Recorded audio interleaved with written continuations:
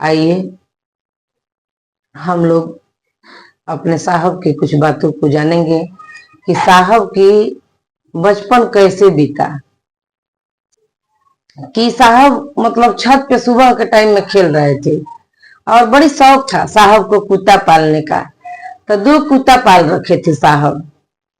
तो कुत्ता भी साथ में ही था साहब का। और साहब ऊपर एक नया साइकिल खरीदाया था, तो उसी साइकिल को मतलब खोल रहे थे, पिलास पेचकस लेके देख रहे थे कि मतलब साइकिल के रगड़ जब पड़ती है तो मतलब अग्नि कैसे निकलता है। नहीं हम लोग एक दिन क्या हुआ कि साहब स्कूल से आए तो देखे कि उनके घर एक तांत्रिक आए थे और वो उनके पिता से कुछ बात कर रहे थे। तो माँ बोली कि बड़कू हाथ पैर धो के जल्दी आ जा नीचे। साहब क्या करते थे, महादेव के साथ खेलते थे। महादेव के फोटो साइफन में पानी भर के और उसी में पाइप लगा देते थे और पाइप लगा के महादेव के फोटो पे पानी गिराते थे। आइए हम लोग अपने साहब की कुछ बातों को जानेंगे कि साहब की बचपन कैसे बीता, साहब के जीवन में क्या क्या हुआ, कुछ जानते हैं अनमिल आखर के माध्यम से। साहब क्या करते थे, महादेव के साथ खेलते थे। महादेव के फोटो साइफन में पानी भर के और उसी में पाइप लगा देते थे और पाइप लगा के महादेव के फोटो पे पानी गिराते थे। सारे फोटो मतलब उसी में गल जाता था और पानी ऊपर से सीढ़ी की तरफ आंगन में आने लगता था। तो नीचे से माँ क्या कहती थी साहब की कि सब बड़कू का काम है, जरूर वही ऊपर कुछ कर रहे हैं तभी पानी नीचे आ रहा है।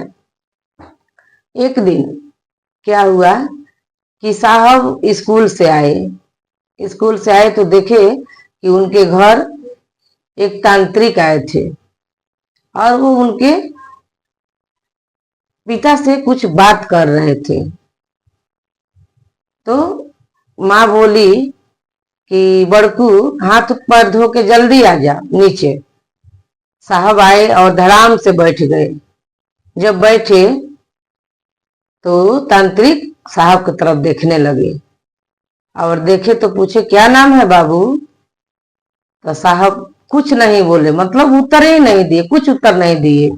जब साधु को उत्तर नहीं मिला तब फिर एक बार देखे साहब की तरफ, तब बोल रहे हैं माँ से कि माँ आपके बेटा आगे चल के जादूगर होगा, इसके हर बात मत मानिएगा, इसकी आंखों में मोहिनी है। माँ तो कुछ नहीं बोली, लेकिन साहब ये बात जब सुने तो अंदर अंदर इनके मन में मतलब हलचल होने लगा है कि मतलब इस साधु क्या बोले हैं। उसके बाद क्या हुआ कि शाम को फिर चले गए स्कूल। जब स्कूल से आए तो शाम को देखे कि मतलब वो साधु घर पे ही हैं। ऐसे ऐसे मतलब अनेकों साधु आए, ये नहीं कि एक, अनेकों साधु आए साहब के घर में, क्योंकि साहब के पिताजी भी माँ भगवती के उपासक थे। तो उनके पास भी साधु महात्मा तांत्रिक हमेशा आते रहते थे, उनको भी मतलब उनका संग अच्छा लगता था। एक दिन क्या हुआ कि साहब मतलब छत पे सुबह के टाइम में खेल रहे थे और बड़ी शौक था साहब को कुत्ता पालने का। तो 2 कुत्ता पाल रखे थे साहब। तो कुत्ता भी साथ में ही था साहब का। और साहब ऊपर एक नया साइकिल खरीदाया था, तो उसी साइकिल को मतलब खोल रहे थे, पिलास पेचकस लेके देख रहे थे कि मतलब साइकिल के रगड़ जब पड़ती है तो मतलब अग्नि कैसे निकलता है। नहीं हम लोग पत्थर उथर कुछ मतलब ऐसे पटकते हैं चाहे लड़ाते हैं तो उसमें से लुत्ती निकलता है, यही बात तो सोच रहे थे। तब तक नीचे किसी की आवाज आई, कोई बोल रहा है कोई है, कोई है। तो साहब बालकोनी से आके देखे। साहब जो बालकोनी से देखे तो 3 साधु लाल कपड़ा में दिखाई दिए। अब साहब दौड़ते हुए नीचे आए और साथ में कुत्ता भी आ गए। कुत्ता भौंकने लगे। साहब जैसे मतलब दरवाजा खोले तब कुत्ता भौंकने लगे, बोलने लगे। सब साधु सबको देख के तब क्या किए साहब ना, क्योंकि मालिक के साथ दौड़ने में कुत्ता को बहुत अच्छा लगता था। अब साहब क्या किए कि इशारा कर दिए, कुत्ता सबको हुलका दिए साधु के पीछे, और वो भों भों करके मतलब साधु लोग के पीछे पड़ गए और साधु भागने लगे। और भागते भागते क्या बोले कि आप आईएएससी पास नहीं करोगे, कुत्ता हुलकाता है हम लोग पर, और चिल्ला करके भाग गए। अब साहब उस टाइम 6 क्लास में 6-7 में पढ़ते थे। सचमुच में आगे जैसे जैसे पढ़ाई मतलब साहब की बढ़ी, जब साहब की परीक्षा के समय आया तो साहब पास नहीं हुए। 2-3 बार साहब के 2-3 साल मतलब बेकार हो गया, हर बार फेल हो जाते थे। तब कहते हैं ना कि जो रास्ता बंद करता है वही रास्ता खोल भी देता है। तो एक दिन साहब मतलब कहीं जा रहे थे ट्रेन से, तो उसी ट्रेन में साधु मिला। एक साधु बैठे थे तो मतलब बातें चीत होने लगा, प्रणाम पाती हुआ। तो साधु बोला साहब से कि बाबू पढ़ते हो? तो साहब बोले कि हाँ, मतलब सच्चाई से, ईमानदारी से, क्योंकि मेरे साहब हर मामले में ईमानदार थे।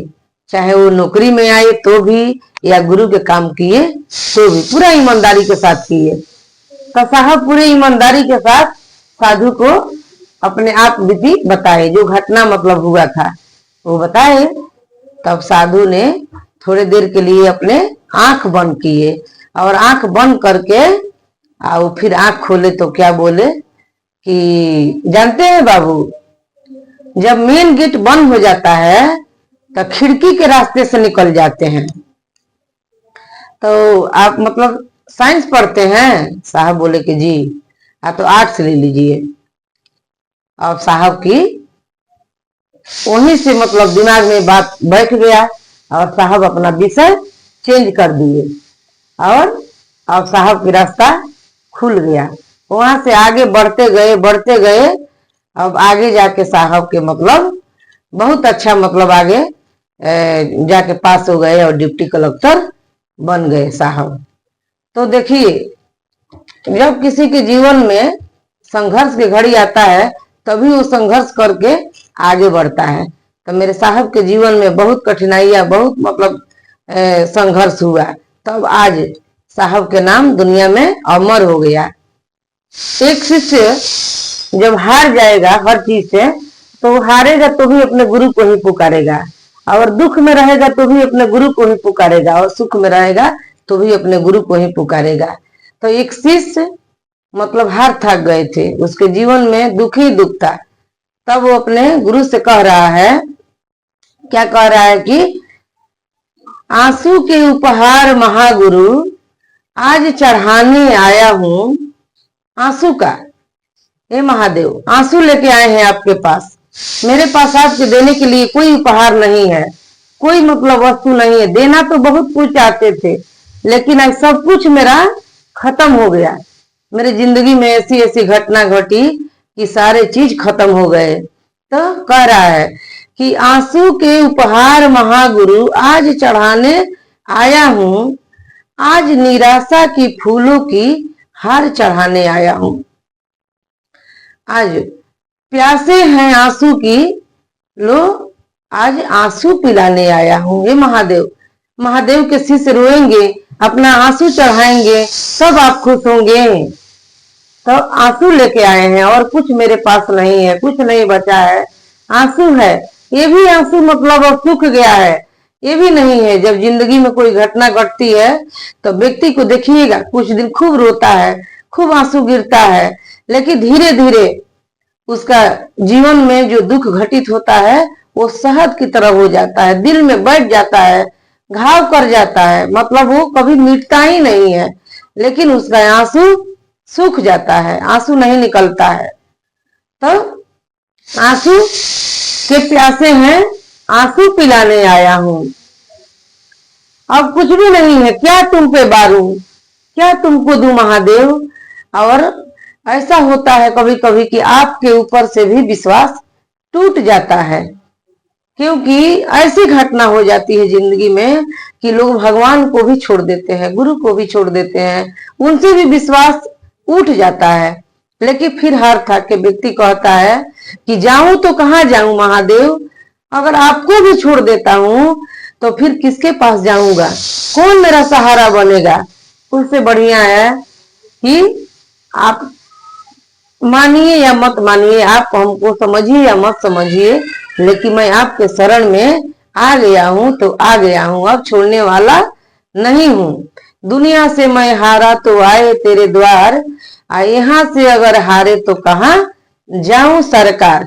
मेरा तो क्या मैं तो पहले से हारा, मेरा तो क्या मैं तो पहले से हारा, तुझ पे ही हंसेगी संसार सारा। अब आप सोच लीजिए कि आपके शरण में आए हैं तो आप हमको उठाइएगा कि गिरे हुए छोड़ दीजिएगा। लेकिन मेरे गुरु महादेव ऐसे नहीं है, मेरे साहब ऐसे नहीं है। मेरे साहब के दरवाजे से कोई आंसू लेके नहीं लौटता है। साहब ने कहा एक बार कि अगर मेरे दरवाजे से गुरु भाई गुरु बहन अगर लौट जाएगा तो कहां जाएगा, किस दरवाजे पे जाएगा।